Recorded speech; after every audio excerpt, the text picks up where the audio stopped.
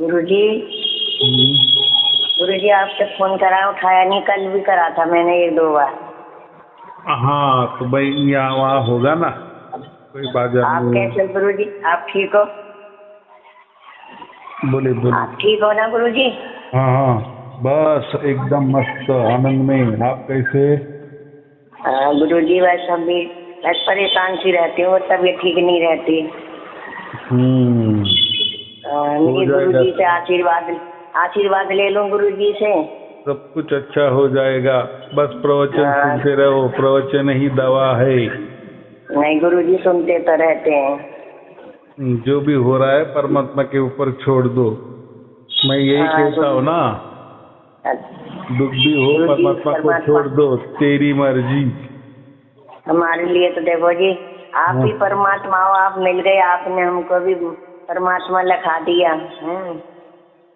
हाँ तो मैं वही कह रहा हूँ ना कि जो भी है परमात्मा को सौंप दो, बराबर। हाँ फिर देखो क्या होता है।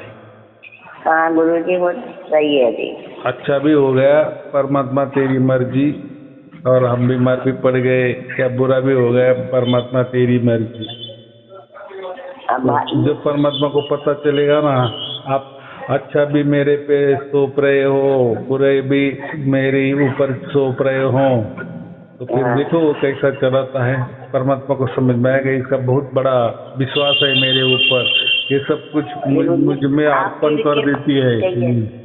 गुरुजी आपकी भी कृपा होनी चाहिए, आपका आशीर्वाद बना रहे। हाँ हाँ, बहुत अच्छे बहुत अच्छे। शुभ आशीर्वाद, मंगल आशीर्वाद। गुरुजी बात सुनो ना अभी। हाँ बोलो बोलो। गुरुजी अब मेरा देखो, बड़ा भाई 1 साल हो गई, खत्म हो गया होगा, उसको 1 साल हो गई। हाँ हाँ हाँ हाँ। उससे छोटा भाई था, उसको अभी कल 13वीं थी। हाँ हाँ। छोटा भाई खत्म हो गया, दिल्ली में रहते हैं तो मेरे भाई।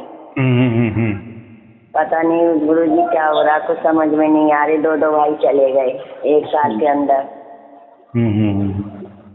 कह रही गुरुजी से कुछ पूछूं, कुछ बताएंगे क्या हो रहा है, क्या उनके किस्मत में क्या लिखा है। अभी देखो उसके बच्चे हैं, 2 कुआरे बच्चे, एक लड़की लड़का कुआरा रह गया, एक लड़के की हुई है शादी बस।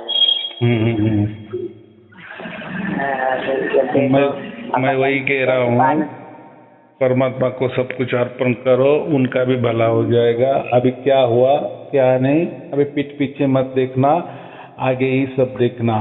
वो सब ऐसा समझो कर्मों का भुगतान होता है, उल्टा अच्छा हो गया, भुगतान हो गया तो आगे वाला देखो इनका सब कुछ अच्छा हो जाएगा, बराबर। तो दुख करके क्या होने वाला है, जाने वाले तो गए, आगे वाला ही देखना है हमें। तो देखो फिर बाद में आप ही बोलेंगे कि उनका बहुत अच्छा हो गया, थोड़ा देर लगेगी तो सब कसर निकालेंगे वो।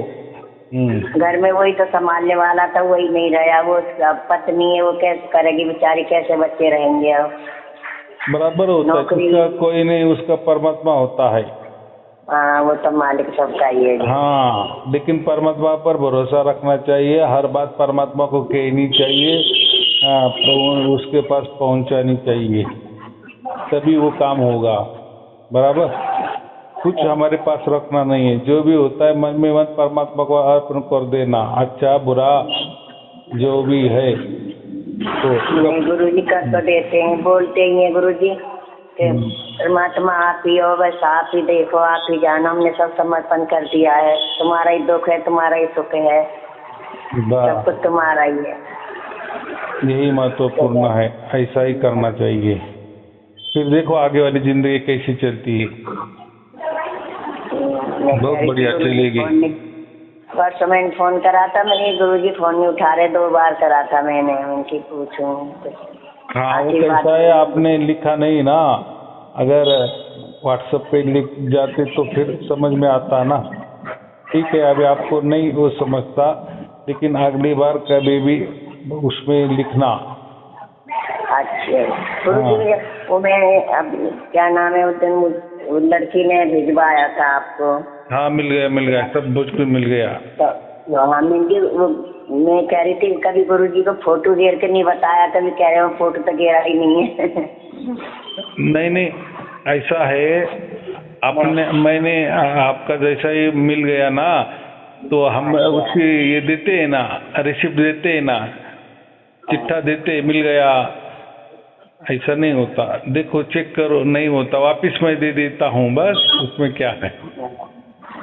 देखूंगी गुरुजी, अभी और भी भेजूंगी, अभी थोड़ा सा सब कुछ अच्छा हो जाएगा, सब कुछ अच्छा हो जाएगा, बस चलो ठीक है। आपको और आपके परिवार के लिए शुभ आशीर्वाद, उन बच्चों के लिए भी शुभ आशीर्वाद, मंगल आशीर्वाद बनी रहे। आपका आशीर्वाद होना चाहिए गुरुजी। परमात्मा से आती आपने हमारे को परमात्मा लिखा दिया, हमारी जिंदगी बदल गई गुरुजी आपने तो। वही महत्वपूर्ण है। संसार तो ये तो वो तो चलता ही रहता है और चलने वाला ही है, लेकिन हमारे लिए अभी संसार खत्म, अभी हमारे लिए परमात्मा की यात्रा शुरू, बराबर। हाँ जी। लेकिन जब तक जान है तब तक तो रहना है ना हमें संसार में, तो दुख आएगा ही। हाँ ये तो है गुरुजी, वो तुम्हारी जो किस्मत में वो तो हमको भुगतना ही है। लेकिन ऐसा नहीं समझना, भुगतना माने सब दुख ही भुगतना है, ऐसा नहीं। प्रारब्ध में तो सुख भी होता है, दुख भी होता है, सुख भी होता है, सब मिक्सिंग में होता है। मानने के आप गणेश जी को मानते हो? क्यों नहीं मानते? गणेश जी को मानते हो आप? क्यों नहीं मानते? वो तो परमात्मा का एक प्रतीक है, सगुण साकार, उसको हम क्या कहते हैं, जैसा परमात्मा को तो हम नहीं देखते ना, तो समझो वो कैसा होगा, तो वो एक गणेश जैसा होगा। मैंने देखा था आपको आरती करते हुए, सब आरती कर रहे थे गणेश जी। हाँ, वो मैंने फोटो, मैं भी खुश हो रही थी, मेरे गुरुजी तो आशीर्वाद आरती कर रहे हैं गणेश जी की। नहीं, हमारी बहू ने भी रखा था दिल्ली में गणेश जी, वो रखती है। हाँ, रखना, उसमें कुछ नहीं है। देखो वो एक परमात्मा का प्रतीक है, जैसे परमात्मा के नाम होते हैं ना, तो वैसे ये गणेश जी होते हैं ना, कि वो परमात्मा का एक स्वरूप बताया गया है। तो हमारे ऐसा है कि जहाँ भी मंदिर होते हैं ना, देवालय होते, शिवालय होते, उसके शिवालय के अंदर बाजू में गणेश जी लगे हुए होते, या मंदिर के बाहर गणेश जी रखे हुए होते, कि पहला गणेश का नाम लो। गणेश का तो हम क्या सोचते हैं, शिव जी वाला गणेश, जैसे शिव जी पार्वती है ना, उनका लड़का, तो वैसा नहीं है। वो तो बाद में कहानी लिख दी गई, ये गणेश क्या है। हाँ, पार्वती नहा रही थी तो उसको ना अपने शरीर के मैल से बना के बाहर बैठा दिया, गणेश जी बनी। हाँ, तो फिर ऐसा ही पोथी में, पुराणों में ऐसे ही कथा बनाते हैं, समझाने के लिए बनाते हैं, लेकिन लोग फिर सच में मानते हैं, जैसे ब्रह्मा विष्णु महेश। ये कोई ऐसे देवी देवता नहीं है, वो तो एक काम है, वो परमात्मा का ही काम है, वो परमात्मा ही है। ब्रह्मा बोलो, विष्णु बोलो, शंकर जी बोलो, ब्रह्मा विष्णु महेश, ये तो क्या नाम है, आज शक्ति ने अपनी शक्ति से पैदा करेंगे। वो ऐसा है, तो परमात्मा के तीनों काम है, वो तीनों काम के लिए ऐसा नाम दे दिया है। जो निर्माण होता है उसको ब्रह्मा जी नाम दिए है, और जो पालन होता है उसको विष्णु नाम दिए है, और जो संहार होता है तो उसको शंकर जी नाम दिए हैं, महेश नाम दिए हैं। तो वो कोई ऐसे आदमी नहीं हो गए, या कोई देवी देवता नहीं हो गए, तो लोगों ने फिर उसकी कथा कहानी बनाई कि वो उनको, ब्रह्मा जी को 3 मुख है, 4 मुख है, वो ऐसे वैसे उनकी पत्नी है, फिर विष्णु जी की पत्नी है, तो फिर ऐसी स्टोरी बन जाती है। वैसी गणेश जी की भी स्टोरी बन गई है, बराबर। सुनती हूँ ना ये कहानी, सुनती हूँ मैं प्रवचन में ये आती है, कहीं कहीं कहानी बताते हैं। ये क्या नाम है, 7 पुत्र बनाए थे परमात्मा ने, और 8वीं पुत्री बनाई थी, उसको निरंजन शतज्ञता भेजी थी उसके लिए। ऐसे से बताते तो हैं। ऐसा है, वो बताने का पहले से ही एक ढंग है। जैसे हाँ ये जो पुराने भी क्यों निकले हैं, वो जो वेद होते हैं ना, तो वेद लोगों को नहीं समझते, तो वो कहानी के माध्यम से वेदों को समझाया गया है।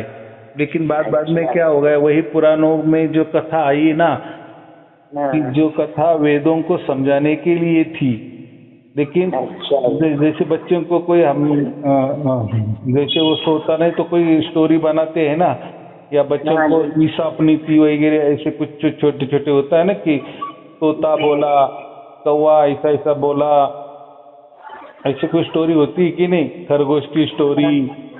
तो वो एक समझाने के लिए होती है। कोई खरगोश भागता नहीं है, या कोई जो हम कछुआ जो होता है ना, वो कोई शर्त लगाता नहीं है खरगोश से, लेकिन वो एक समझाने के लिए वो कथा कहानी होती है। तो वो उसमें हमें नहीं जाना। कहते हैं गुरु जी, क्या नाम, निरंजन 1,00,000 पैदा होते हैं, 1,00,000 को खा जाता है। तो ऐसे ही है। तो देखो, वो जो लिखा है ना, वो बराबर लिखा है, लेकिन उसका मतलब ये ऐसा नहीं लिखा है। तो 1,25,00,000 लोग क्या, पूरी दुनिया में कितने लोग मरते, पूरी दुनिया समझो 800 करोड़ है, तो उसमें 1,00,000 लोग थोड़ी मरते, उसमें तो बहुत मरते। तो वो बताने का एक ढंग है, एक स्टाइल है, वो लिखने का एक तरीका होता है। पहले ऐसे ही ग्रंथ लिखे जाते थे, कथा के माध्यम से लोगों को परमात्मा की बातें एक या देवी देवता की बातें करते थे। लेकिन बाद में क्या हुआ, वो कथा में जो पात्र है ना, उसको ही लोगों ने उनके मंदिर बना दिए, उनको ही आकृति बना दिए, और उनके ही बहुत, फिर कथा की कथा, फिर शिव जी के बहुत सारे अवतार, विष्णु जी के बहुत सारे अवतार, ब्रह्मा जी के। तो ये ऐसा सिलसिला सब लोगों ने संसार जैसा कर दिया, लेकिन ऐसा कुछ नहीं है, है सब अलग थलग ही है। तो ऐसा कहीं मानना नहीं कि कबीर साहब ने कहा कि 16 पुत्र है, ये हो वो है। तो फिर ऐसे ही तो उनके नाम देखो, संतोष नाम किसका होता है? क्या संतोष माने हमारा समाधान, उसमें संतोष है, समाधान है, क्षमा है, प्रज्ञा है, ऐसा बहुत सारे नाम है। तो ये तो गुण है ना, गुण जो लोगों को चाहिए, या परमात्मा के गुण समझो। लेकिन वो गुण के यहाँ लोगों ने परमात्मा के बच्चे समझा दिए, कबीर साहब ने वैसा बता दिया, ऐसा लोग कहते हैं। तो ऐसे कोई पुत्र नहीं होते ना, ऐसा कोई काल नहीं होता ना, वो कोई खाने वाला नहीं होता और ऐसा काम करता। वो प्रणाली है, वो बराबर चल रही है, आदि अनादि से चल रही है। तो काल भी एक सनातन ही है, लेकिन हमारे लिए हम समझते हैं कि काल का भी मृत्यु हो जाता है, लेकिन काल का भी मृत्यु नहीं हो जाता। माने समय ये तो चलता ही है, बस हम सो जाते हैं, उसका मतलब कोई जो रात है वो नहीं सोती ना, वो तो टाइमिंग बराबर चलता है ना। हमारे लिए सब समय खत्म हो गया, लेकिन वो हमारे लिए हो गया। जैसे हम जाग जाते हैं तो पूरा घंटा चलता है, मिनट चलता है, सेकंड चलता है, बराबर। हाँ जी। जैसे घड़ी होती है रात को, जैसे समझो हमें सुबह जल्दी उठना है, 4 बजे की घंटी लगा देते, अलार्म लगा देते हैं, और फिर हम बराबर वो बजती है। तो घड़ी तो सोती नहीं ना, उसका टाइम के अनुसार बराबर चलती है, बराबर 4 बज जाने के बाद वो हमें जगाती है। तो समय कोई कभी रुकता नहीं है, या वो खत्म नहीं होता। ये जो काल है तो वो कोई भयंकर राक्षस नहीं है, या कोई भूत भीत नहीं है, वो या हमको मारने वाला नहीं है। तो ये समय ही होता है। देखो हमें पैदा हुए तो हमें एक समय है कि नहीं, 100 साल हमारा एक समय है। तो जो भी कीटक है, जीव जंतु है, उनका भी कोई जिंदा रहने का समय है, हर वस्तु का समय है। कोई बिल्डिंग भी है ना, उसका भी समय होता है कि नहीं, कि 100 साल में ये बिल्डिंग बराबर उसका पुर्जा निकल जाएगा, या उसका उम्र खत्म हो जाएगी। वृक्ष का भी कोई उम्र है, तो हर एक जिसका उम्र होता है उसको हम काल बोलते हैं।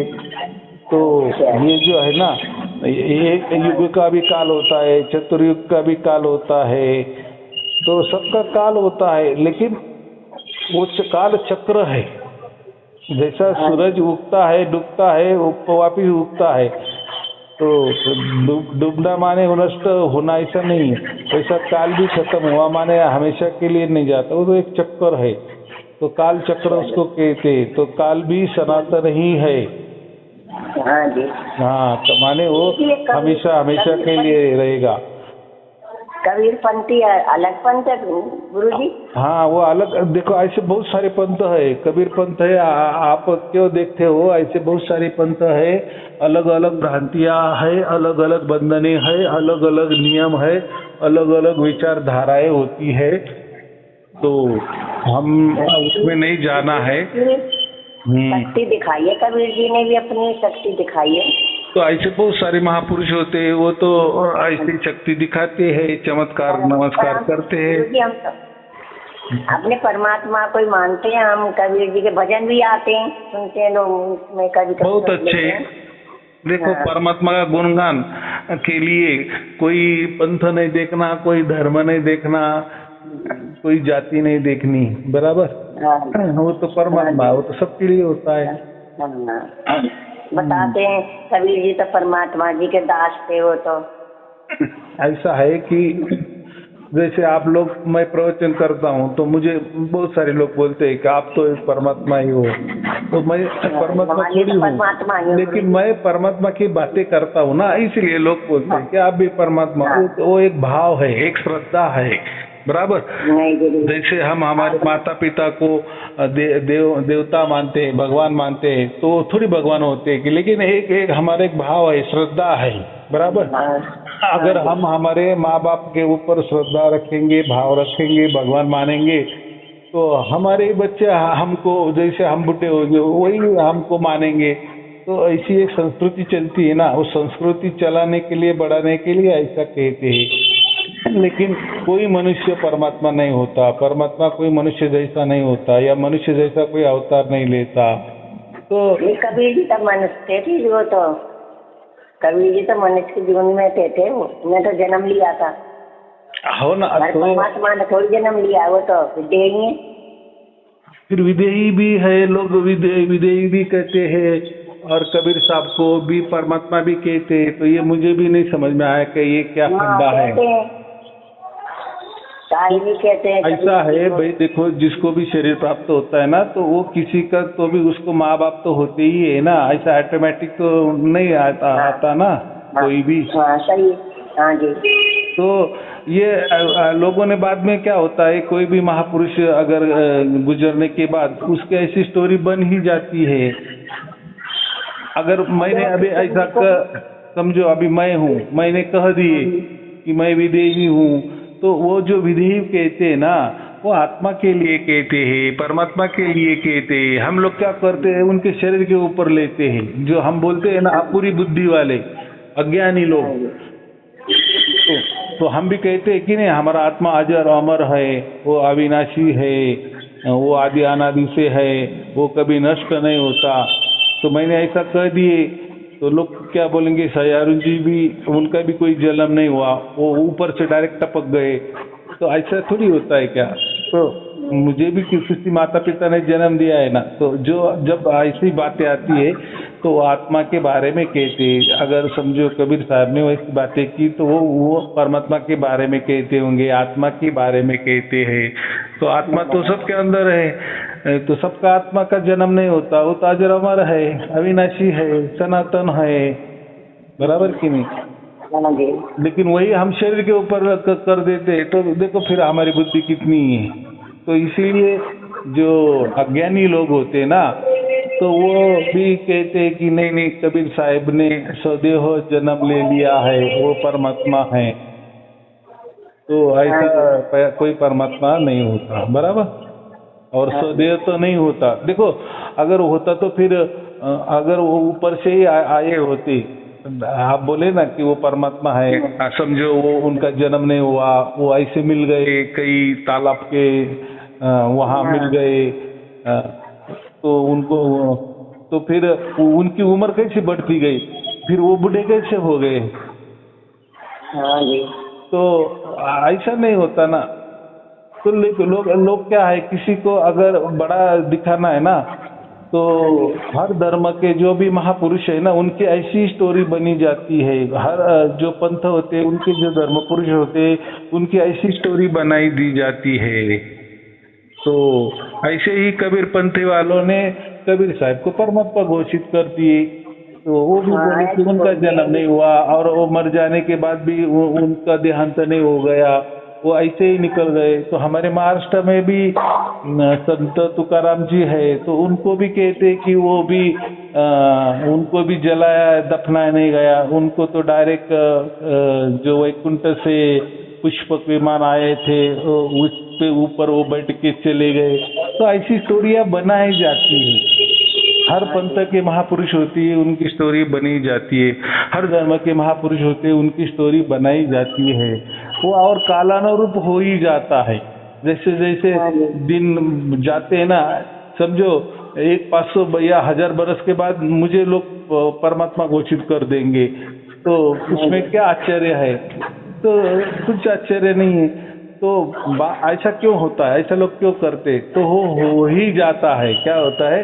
हो ही जाता है। लोग है ना, तो लोग किसी को नहीं छोड़ते, अच्छे को नहीं छोड़ते, बुरे को नहीं छोड़ते। तो ये तो अच्छा ही काम करते हैं। जो भी महापुरुष ने अच्छा काम किया तो उसको लोग परमात्मा ही बना देते हैं। बराबर? हाँ, उसी का परिणाम हो जाता है। तो ऐसा अभी तो इसको हम क्या कहते? अज्ञानता कहते हैं ना। हाँ, और फिर अगर ऐसे देवी देवताएं नहीं बनाते गए महापुरुष, हम अगर उनके ऊपर कोई चमत्कार नमस्कार नहीं लगाते गए, तो जो चमत्कार नमस्कार दिखाने वाले लोगों का पेट कैसा भरेगा? बराबर। आज देखो कबीर साहब को परमात्मा घोषित करने के लिए कितनी बड़ी बड़ी संस्थाएं उनके पीछे लगी है। कोई पंथ निकले हुए हैं, कोई धर्म भी निकले हुए हैं। तो ऐसा क्यों करते हैं? कबीर साहब को परमात्मा घोषित क्यों करते हैं? तो फिर परमात्मा एक बार घोषित हो गए, पूरे दिमाग में लोगों के ऊपर उतर गए कि नहीं कबीर साहब ही परमात्मा है। देखो वेदों में लिखा है, या महापुराण में लिखा है, यहाँ लिखा है, वहाँ लिखा है। तो फिर एक बार फिट हो गए लोगों के दिमाग में कि कबीर साहब परमात्मा है। तो फिर वो क्या करते बाद में? फिर वही जो परमात्मा है, जो कबीर जी है, वो मेरे सिर पे बैठे हैं, सिर के ऊपर बैठे हैं। तो फिर हम क्या बोलते? अरे उनके तो ऊपर, उनके सिर के ऊपर तो साक्षात परमात्मा कबीर जी बैठे, तो चलो उनको मानो, पूजा करो, उनकी आरती उतारो, उनको दान दक्षिणा करो, उनकी सेवादारी करो, तो हो गया ना। कोई इसके आगे जाते, कोई बोलते कि वही कबीर जी मेरे अंदर घुस गए हैं, मेरे शरीर में हैं, मैं जो बोल रहा हूँ कबीर जी बोल रहे हैं। कोई बोलते कि मैं कबीर जी का अवतार ही हूँ। तो ऐसा होता है। एक बार कबीर साहब को परमात्मा कर दिए तो बाकी बाद में फिर इनके धंधे सब कुछ शुरू हो जाते हैं। ऐसा वो फार्मूला होता है, वो टेक्निक होती है, वो एक प्रणाली होती है। तो ऐसे कबीर साहब के बारे में नहीं हुआ है, ऐसे कृष्ण के बारे में हुआ है, विष्णु के बारे में हुआ है, शिव जी के बारे में हुआ है। आजकल देखो ना कि मैं ही शिव हूँ, मैं ही शिव जी हूँ। ऐसे कितने आपको पंथ मिलेंगे, कितने धर्म मिलेंगे, कितनी बड़ी बड़ी संस्थाएं मिलेंगी। बराबर कि नहीं? अब गुरुजी कृष्ण जी को भी परमात्मा बताते हैं, सबको बताते हैं। वो कैसा है? जन्म लिया, शरीर से जन्म लिया तो कैसे परमात्मा हो जाएंगे? वो नहीं हो सकते। तो ऐसा ही बनाए जाते हैं। देखो किसी ने कुछ अच्छा काम किया कि फिर उसको परमात्मा का लेबल चिपका ही दिया जाता है। जैसे विष्णु जी हो गए, तो विष्णु जी का भी वही हाल हो गया ना, विष्णु जी परमात्मा है। फिर उनके पुराण देखो, पुराण खोल के देखो तो फिर विष्णु जी है। तो विष्णु जी फिर जैसे श्री कृष्ण जी कहते, फिर विष्णु जी कहते कि मैं ही हूँ, मैं ही परमात्मा हूँ, मैंने ही ब्रह्मांड रचा है, मैंने ही शिव जी को जन्म दिया है, मैंने ही दुर्गा को जन्म दिया है, मैंने ब्रह्मा जी को जन्म दिया है। तो हो गया ना। फिर मैं ही युग में जन्म लेता हूँ, मेरे 10 अवतार हो गए हैं। तो ऐसा लिखा हुआ होता है। दुर्गा जी का लिया तो दुर्गा जी बोलती कि मैं ही परमात्मा हूँ। मैंने ब्रह्मा विष्णु महेश जी को जन्म दिए है, मैं मेरे तो बच्चे हैं, बराबर कि नहीं? तो मैं क्या बताऊँ, आप कोई भी उठा लो, कोई धर्म उठा लो, कोई पंथ उठा लो, उनके जो महापुरुष होते हैं या जो मुख्य देवी देवता होते हैं उनको परमात्मा ही माना जाता है। तो अभी क्या क्या कितने कितने परमात्मा मानना है? तो नहीं, हम किसी को नहीं मानते, हमें तो परमात्मा मिल गया, हमारा एक ही परमात्मा। हाँ, तो मानने से क्या होता है? हम पूरे जितने जीव है सबको परमात्मा मानेंगे, लेकिन हमारे अंदर एक परमात्मा भी उतर गया तो काफी हो गया ना। तो इनको पूछो गुरु जी, हमें तो विश्वास है तुम परमात्मा पे। तो ऐसा ही होता है कि जो भी परमात्मा के बारे में बोलते हैं तो उनको ही परमात्मा करते हैं। देखो, कोई कीर्तनकार भी होता है ना, कोई प्रवचनकार भी होता है ना, तो उसको लोग पाव छूते हैं कि नहीं? तो हम क्या, कोई छोटा बच्चा भी हुआ है ना 8-9 साल का, वो भी अगर प्रवचन करने लगा ना, कोई भागवत कथा बोलने लगा ना, लोग उसके भी पाँव छूते, उसको भी परमात्मा कहते हैं कि देखो ये परमात्मा ही ऊपर से आया है। तो कितने लाखों परमात्मा आपको आप भी के इसमें मिल जाएंगे। कोई ब्राह्मण जो होता है उसको भी परमात्मा मानते हैं कि वो पूजा पाठ करता है, उसके भी पाँव छूते हैं कि नहीं? तो ऐसा ही चलता है। हमने गुरुजी न तो कोई गुरु बनाए और ना ही हमने पूजा पाठ कर, हमारा मन करता ही नहीं है। पहले चलो करते थोड़ा बहुत, पर अब तो हमारा मन ही हटका, करता ही नहीं है मन। हाँ, तो बहुत अच्छी बात है ना, वैराग्य आ गया ना आपको सत्य की। जब सत्य धारण हो जाता है, सत्य हमारे अंदर उतर जाता है, तो फिर संसार के प्रति हमारा वैराग्य हो ही जाता है। उसका एक वो लक्षण है, अच्छी बात है, वो होना और होना ही चाहिए। आप प्रवचन सुन के गुरुजी बहुत ज्ञान भी आ गया। पर वैसे तो हम गुरुजी पढ़े लिखे तो है नहीं, हम तो घोर अज्ञानी है हम तो। हाँ, तो कबीर साहब तो पढ़े लिखे नहीं थे, वो तो पहली कक्षा भी नहीं गए और गए भी नहीं, उनको तो कुछ मालूम नहीं था। लेकिन उन्होंने देखो कितने बढ़िया बढ़िया ग्रंथ बनाए, कितने दोहे बनाए, लाखों दोहे बनाए कि नहीं? हाँ, अब आज के युग में तो हर कोई उनके दोहे का सहारा लेता है और कितना कुट के ज्ञान भरा है कि नहीं? इसलिए हमें आश्चर्य में लगता है, इसीलिए लोग कहते कि वो परमात्मा ही थे। तो ऐसे ही बहुत सारे लोग हो गए, कबीर जी जैसे, कबीर साहब जैसे, कि उन्होंने बहुत बड़े बड़े ग्रंथ लिखे हैं। लेकिन इनको ज़्यादा इनके ग्रंथ को क्यों मानना है कि इन्होंने किसी का सहारा नहीं लिया। बाकी लोगों ने जो ग्रंथ लिखे तो सब जो गीता है रेडीमेड वही उठाई और वही लिख दी और अपना नाम दे दिया कि हमने गीता लिखी। भाई गीता तो पहले लिखी थी। कोई रामायण लिखता है तो भाई पहले रामायण हो गया था इसलिए तूने लिखा है। वैसा ही कबीर साहब ने जो लिखा है तो उन्होंने किसी धर्म का आधार नहीं लिया, किसी पंथ का आधार नहीं लिया, इसलिए वो सबसे ग्रेट है। आज के जमाने में कबीर साहेब ग्रेट है, उच्च है, सर्वोच्च है, ऐसा हम कहते हैं, बराबर कि नहीं? और ये जो सार शब्द है उनसे तो हमें मिल गया है ना। अगर उन्होंने ऐसा नहीं बताया होता तो हमको क्या मालूम होता कि सार शब्द ऐसा होता है वैसा होता है। तो बाकी लोग भी कबीर साहब को मानते हैं ना, लेकिन वो क्या बोलते हैं कि नहीं, सार शब्द कोई अक्षरों में होता है, कोई मंत्रों में होता है, तो कोई बोलता है साधना में होता है। कबीर साहब ऐसे लोगों को साधना देते थे, ध्यान देते थे, कबीर साहब को मंत्र देते थे। लेकिन कबीर विजय में ऐसा कहाँ लिखा है? ऐसा कुछ नहीं लिखा है। तो बाद में होता ही है, तभी किसी भी महापुरुष का, धर्म का, पंथ का एक मुख्य धर्म ग्रंथ होता है, बाद में बहुत सारे ग्रंथ लोग निकालते हैं। तो बाद वाले ग्रंथ को छोड़ दो, मुख्य ग्रंथ वही देखना है, बराबर। कबीर जी तो ये भी कह के गए थे कि आएगा भीषणदीसा, उसमें राज करेगा जगदीशा। तो जगदीशा का ही राज चल रहा है, हमारा परमात्मा ही जगदीश।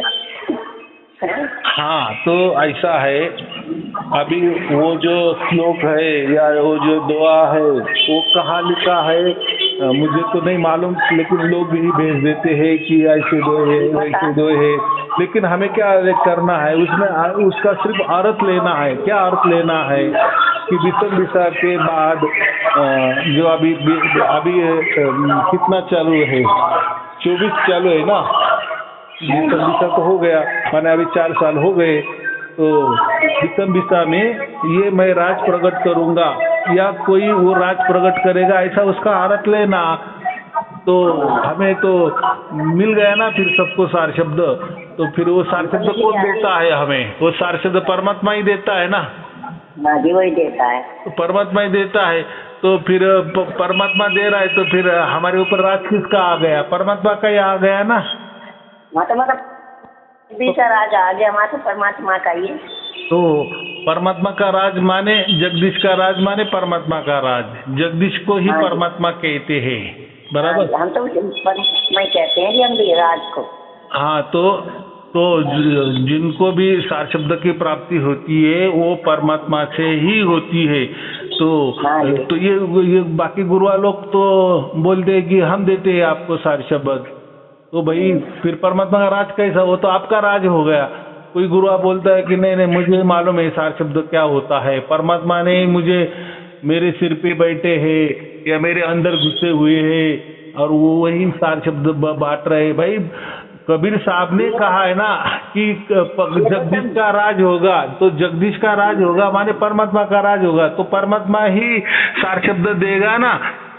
हाँ जी, इतनी सहज बात है ना। तो अभी आपको भी सार शब्द की प्राप्ति हो गई, तो वो तो मैंने नहीं किया ना, साई अरुण जी ने आपको सार शब्द नहीं दिया ना, ये तो बात है कि नहीं? वो तो आपको परमात्मा ने दिया ना, जगदीश ने ही दिया ना।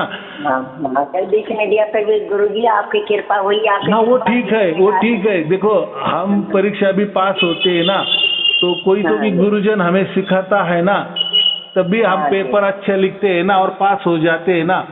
तो गुरुजन उसकी जगह उसका काम ही है ना बच्चों को पढ़ाना, लेकिन पास होना तो बच्चों का काम है।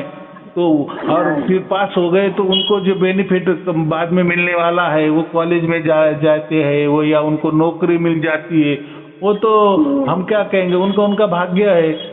गुरुजन का काम था उनको पढ़ाना, वैसा मेरा काम था कि आपके पास मेरे प्रवचन भेजना और वो प्रवचन सुनना। आप सुनते गए और आपको हो गया, लेकिन मैंने आपको सार शब्द नहीं दिया, बराबर। हाँ, मेरे प्रवचन सुन के आपको परमात्मा ने सार शब्द का लखाव किया, जगदीश ने आपको सार शब्द का लखाव किया, क्योंकि अभी उसका राज है।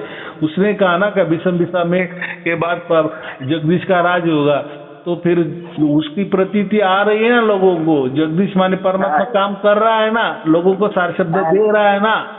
हाँ, निमित्त मात्र मेरे प्रवचन है, तो निमित्त तो बनता ही है ना। कोई भी आदमी मर जाता है समझो, तो उसको हम क्या कहते, कोई आदमी मर गया तो लोग बोलते अरे हाँ उसको वो बीमारी थी, अरे नहीं उसको हार्ट अटैक आ गया, अरे नहीं उसका तो एक्सीडेंट हो गया, अरे नहीं उसको तो ऐसी बीमारी, माने वो बीमारी एक्सीडेंट होना, ये सब कुछ कारण है ना मरने के लिए।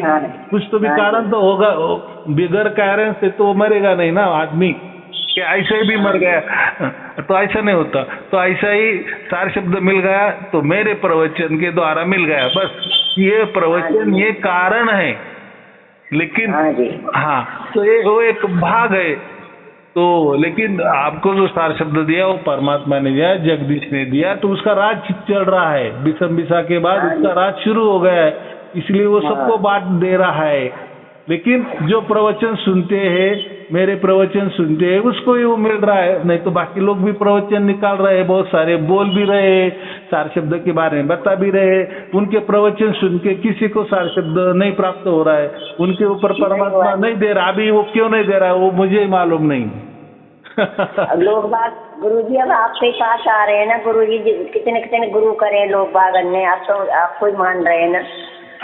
वो तो ठीक है, वो मानना है, वो तो देखो अभी जिनके कारण ये हो गया, तो उनको हम प्रकट हो रहा है। देखो, जैसे माता पिता के पेट से हमने जन्म लिया तो माता पिता हमारे लिए भगवान ही होते हैं ना, तो ऐसा ही एक भाव है कि मेरे प्रवचन सुन के आपको सार शब्द परमात्मा ने दे दिया, तो ठीक है ना। आप देखो, कहीं से भी मिल गया, आपको मिल गया, ये महत्वपूर्ण है, बराबर।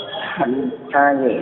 हाँ, क्योंकि आपको मोक्ष मिलना ये महत्वपूर्ण है। उसके लिए आपने आपका जो पूरा जीवन दांव पे लगाया है ना, माने मनुष्य जन्म आपको उस लिए दिया था, और माने आपको दांव पे आपका जीवन लग गया है, और दांव पे लग गया था, और आपको जो होना है वो हो गया, तो आपका जीवन का कितना कल्याण हो गया। बाकी लोगों ने उनका जीवन दांव पे लगा है, उनको कहाँ मिला है सार शब्द? नहीं मिला है ना।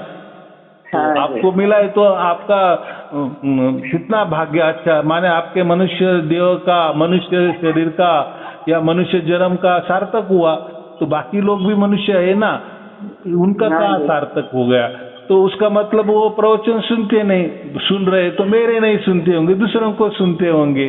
तो दूसरों के जो प्रवचन होते हैं ना, वो उनके गुरु के होते हैं, उनके धर्मों के होते हैं, या उनके पंथों के होते हैं, कोई महापुरुष के होते हैं, कोई गुरु लोगों के होते हैं, कोई धर्म ग्रंथ के ऊपर प्रवचन होते हैं। और हमारा जो प्रवचन है उसमें कोई धर्म नहीं, कोई पंथ नहीं, या कोई मैं रामायण नहीं पढ़ाता आपको, न कोई गीता पढ़ाता, न कोई कुछ करता मेरे प्रवचन में, वो बातें नहीं है मेरे। इसमें सिर्फ और सिर्फ परमात्मा की बातें होती है। और वो भी कैसी होती है?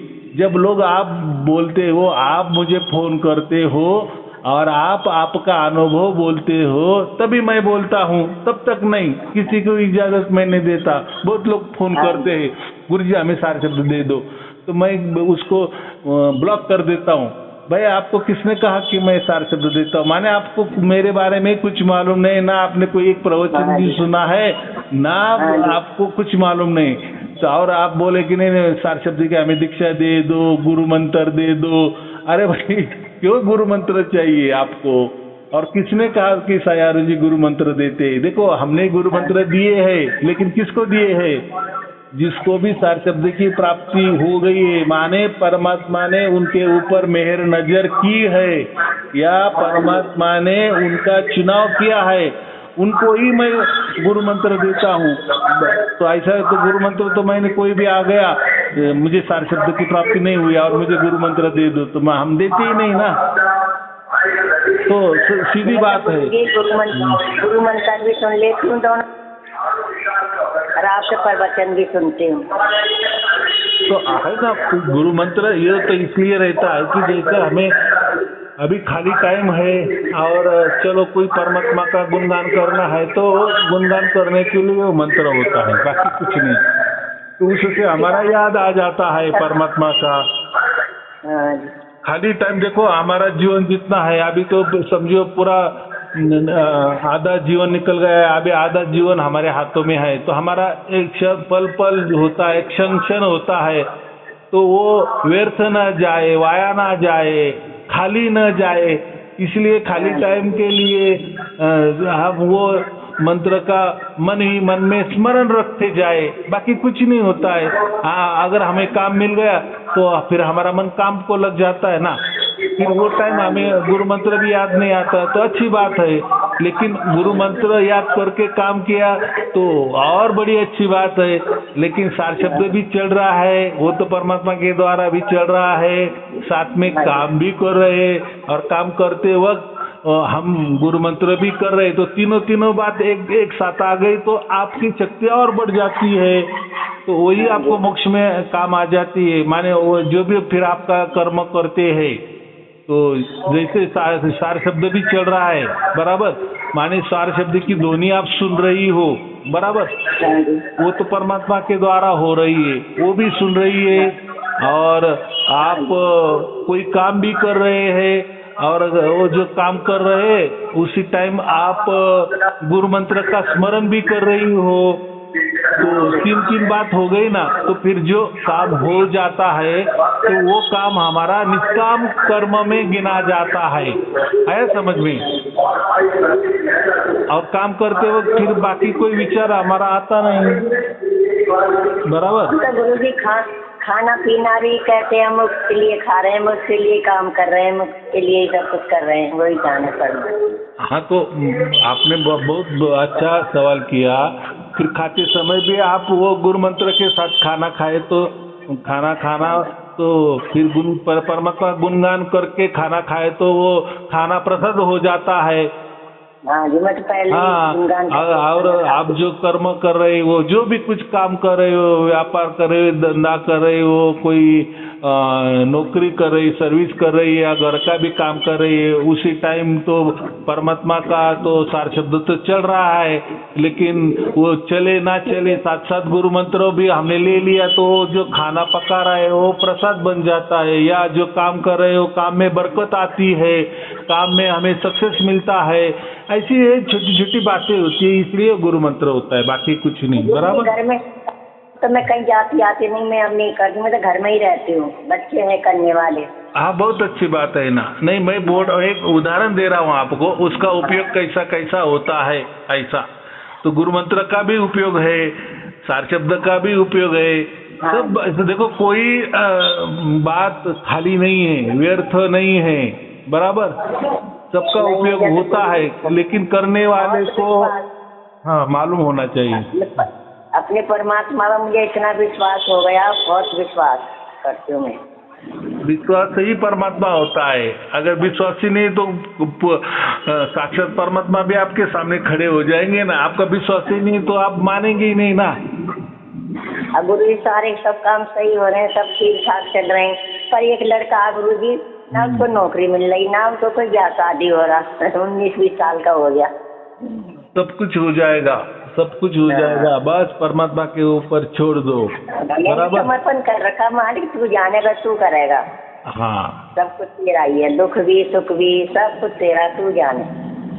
हाँ, तो उसको सार शब्द प्राप्त हुआ है नहीं हुआ है, आपका घर का मेंबर है तो उसको भी वो गुरु मंत्र बोल दो।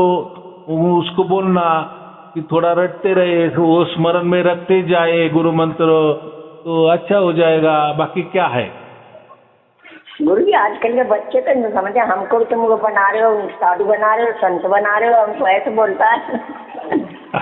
इसमें बेटा भाई साधु संत नहीं बनते हैं, ये तो ज्ञान है, ज्ञान सुनना चाहिए, ज्ञान आना चाहिए। अच्छा, साधु संत किसको कहते? साधु संत बनाना माने हम उनको कह रहे हैं कि आप स्कूल छोड़ दो, नौकरी भी मत करो, शादी भी मत करो, कोई काम भी मत करो, उसको बोलते हैं कि साधु बनना।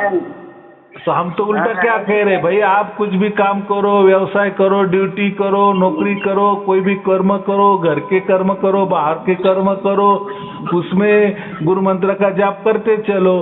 आपको सार शब्द की प्राप्ति हुई ना हुई, लेकिन आपके काम तो अच्छे बनते जाएंगे कम से कम। बराबर, बाद में आपको, क्योंकि आपका तकदीर अच्छा है कि आप उस परिवार में जन्म लिया है कि उस परिवार में कम से कम एक को सार शब्द की प्राप्ति हुई है, तो आपको बोनस है। गुरु मंत्र एक बोनस है, सबके लिए है। जो जिसको तो सार शब्द प्राप्त हुआ है उसके लिए गुरु मंत्र तो अच्छी बात ही है, लेकिन जिनको नहीं हुआ है तो एक परिवार के नाते जब तक आपको सार शब्द नहीं मिल रहा है तब तक तो आपको गुरु मंत्र से तो काम चला लो। बराबर, हाँ, तो आपके बाकी काम अच्छे हो जाएंगे, तो आपकी बुद्धि भी स्थिर हो जाएगी, आपको मन में मन शांति भी मिल जाएगी।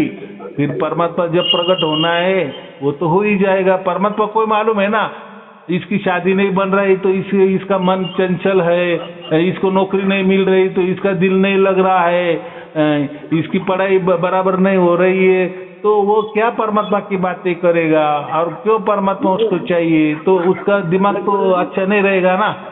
तो इसलिए परमात्मा भी कर रखी है, हाँ, परमात्मा उसमें 12वीं क्लास कर रखी है वैसे उस लड़के ने। होने दो, अगर उसने चाहा तो दे देना मंत्र, नहीं तो नहीं दिया तो भी चलता है, उसमें कुछ ये नहीं है, वो तो कोई खर्चे का काम नहीं ना।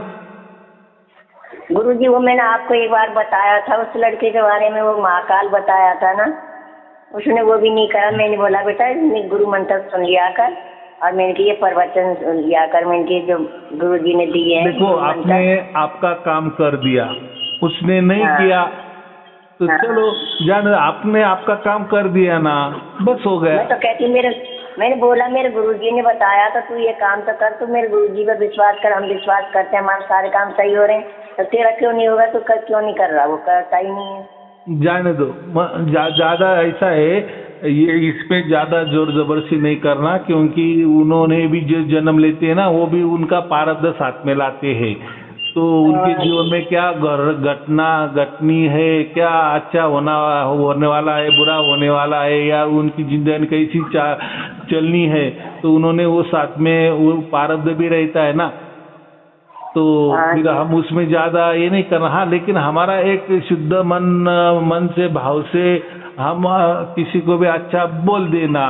देखो, मैं तो गुरु मंत्र किसी को नहीं बोलता कि आप सारशब्दी हो, आपके लिए ये गुरु मंत्र है, लेकिन हम क्या बोलते हैं कि चलो अभी आपको जैसा प्राप्त हो गया, तो आप आपके घर वालों के लिए, आपके परिवार के लिए, बाहर वाले लोगों के नहीं दे सकते हैं। जिसने ले लिया तो उसको देना, नहीं ले रहा है तो कोई जोर जबरदस्ती नहीं है, लेकिन घर के परिवार के लिए, बाहर नहीं। बराबर।